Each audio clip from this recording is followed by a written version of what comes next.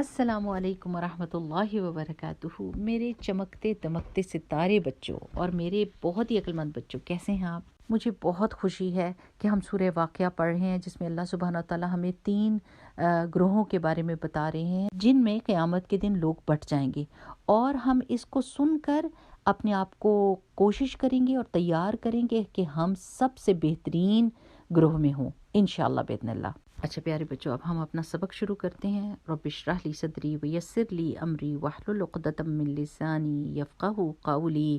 اللہم ارنا الحق حقا وارزقنا اتباعہ وارنا الباطل باطلا وارزقنا اجتنابہ، آمین۔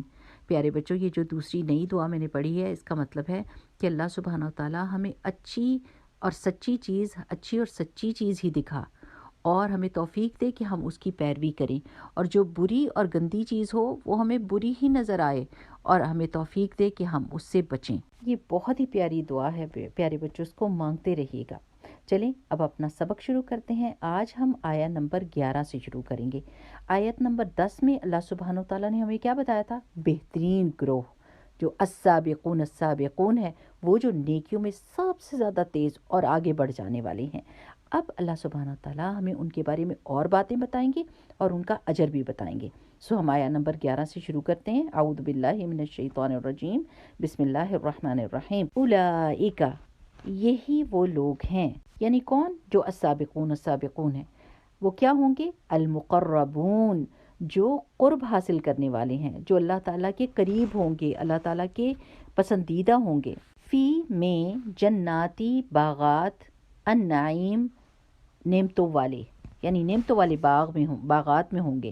ثلۃ، ایک بڑا گروہ، من الاولین، اگلے لوگوں میں سے ہوگا جو گزر چکے، ٹھیک، پہلے والوں میں سے ہوگا۔ وقلیل، اور تھوڑے ہیں، من الآخرین، پچھلوں میں سے، یعنی بعد کی جو نسلیں آئیں گی ان میں سے تھوڑے ہیں۔ تو اللہ سبحانہ تعالیٰ کیا فرما رہے ہیں کہ جو السابقون ہیں یہی اللہ کے قریب اور اللہ تعالیٰ کے پسندیدہ لوگ ہوں گے، یہ نعمتوں بھری جنتوں میں رہیں گے۔ اور جو گزر چکے ہیں لوگ، ان میں سے تو بہت سارے السابقون ہیں، لیکن جو بعد میں نسلیں آئیں گی ان میں سے کچھ تھوڑے کم ہوں گے۔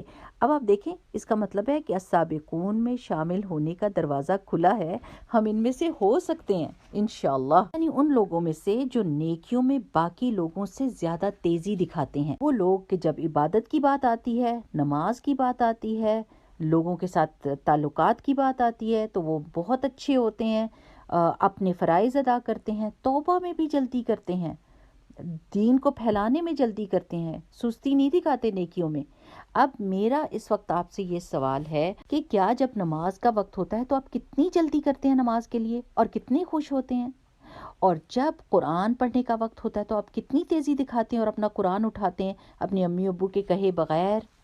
اور جب کسی کی مدد کا وقت ہوتا ہے تو آپ کتنی تیزی سے اس کی مدد کرتے ہیں؟ جب آپ کے امی ابو کو آپ کی مدد کی ضرورت ہوتی ہے گھر کے کاموں میں، سودا سلف کے تھیلے اٹھانے میں، گھر کو صاف ستھرا کرنے میں، تو آپ ان کی مدد کے لیے کتنے تیز ہوتے ہیں اور کتنی ان کی بات مانتے ہیں؟ کیونکہ اگر آپ السابقون میں سے ہونا چاہتے ہیں تو پھر آپ کو سب سے زیادہ تیز بننا پڑے گا نیکی کے کاموں میں، اس سے پہلے کہ کوئی دوسرا کرے۔ اور جو کوئی نیکی کے کام دنیا میں لوگوں سے پہلے کرے گا، وہ قیامت کے دن جنت میں بھی لوگوں سے پہلے پہنچ جائے گا۔ پیارے بچوں، ہم کو پتا ہے کہ ہمارے پیارے نبی صلی اللہ علیہ وسلم نیکیاں کرنے میں کتنی جلدی کرتے تھے، اور ان کا دل ہوتا تھا کہ ہر بندے کے ساتھ وہ کوئی نہ کوئی نیکی کر دیں، اس کی زندگی آسان کر دیں، اس کی مدد کر دیں۔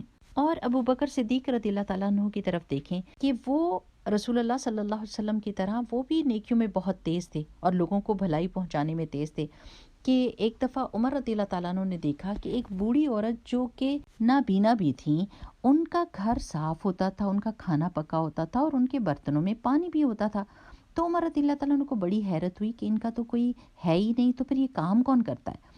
تو ان کو تجسس ہوا، تو انہوں نے جا کے پوچھا کہ کون آپ کا یہ کام کرتا ہے؟ انہوں نے کہا مجھے تو نہیں پتا، بس ایک اللہ کا بندہ آتا ہے اور یہ سارے کام کر کے چلا جاتا ہے۔ تو حضرت عمر رضی اللہ تعالیٰ عنہ کو تجسس ہوا، انہوں نے کہا میں تو ضرور ڈھونڈوں گا کہ یہ کون بندہ ہے۔ تو انہوں نے جب چھپ کے دیکھا تو آپ کو پتہ ہے وہ کون تھے؟ ابو بکر صدیق رضی اللہ عنہ۔ ہاں جی، اب ایسا ہوا کہ تھوڑے عرصے کے بعد ابو بکر صدیق رضی اللہ تعالیٰ عنہ فوت ہو گئے، اور حضرت عمر رضی اللہ تعالیٰ عنہ نے کہا کہ میں اب ان بوڑھی خاتون کی خدمت کیا کروں گا، اور جب وہ گئے اور انہوں نے ویسے ہی سارے کام کیے، اور کھجور جب ان بوڑھی خاتون کو کھلائی تو انہوں نے کہا کہ کیا تم کوئی اور ہو، کیا تمہارا دوست فوت ہو گیا؟ تو انہوں نے کہا آپ کو کیسے پتہ چلا، آپ تو دیکھ نہیں سکتی۔ انہوں نے کہا کیونکہ تمہارا دوست کھجور جب مجھے دیتا تھا تو اس میں سے گٹھلی نکال کر دیتا تھا۔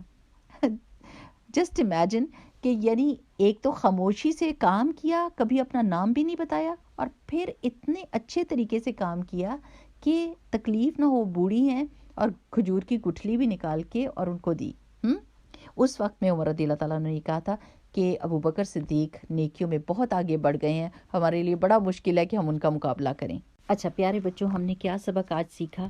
ایک تو یہ کہ نیکی کرنے میں ہم نے سب سے آگے نکلنے کی کوشش کرنی ہے، اور نیکی میں جلدی کا مطلب یہ نہیں ہے کہ کام جلدی جلدی کریں، بلکہ مطلب یہ ہے کہ لوگ ابھی سوچ رہے ہوں اور ہم وہ کام کر لیں، ٹھیک ہے؟ دوسری بات ہم نے یہ سیکھی کہ نیکی لوگوں کو دکھانے کے لیے نہیں کرنی، بلکہ صرف اور صرف اللہ سبحانہ و تعالیٰ کو خوش کرنے کے لیے کرنی ہے۔ اور ایک اور بات کیا سیکھی کہ نیکی کو بہت خوبصورت طریقے سے کرنا ہے۔ چلیں بچوں، وہ دعا دہرا لیتے ہیں ہم۔ اللہم انی اسألک ایمانا لا یرتد، مجھے امید ہے کہ آپ نے اتنا یاد کر لیا ہوگا۔ اور آگے کیا ہے؟ ونعیما لا ینفد، ونعیما لا ینفد۔ اللہم انی اسألک ایمانا لا یرتد ونعیما لا ینفد۔ او اللہ، میں آپ سے سوال کرتا ہوں ایمان کا جس سے میں کبھی بھی نہ پھروں، اور ایسی نعمت کا جو کبھی ختم نہ ہو۔ آمین۔ بارک اللہ فیکم، سبحانک اللہم و بحمدک، نشہد ان لا الہ الا انت، نستغفرک و نتوب الیک۔ السلام علیکم ورحمۃ اللہ وبرکاتہ۔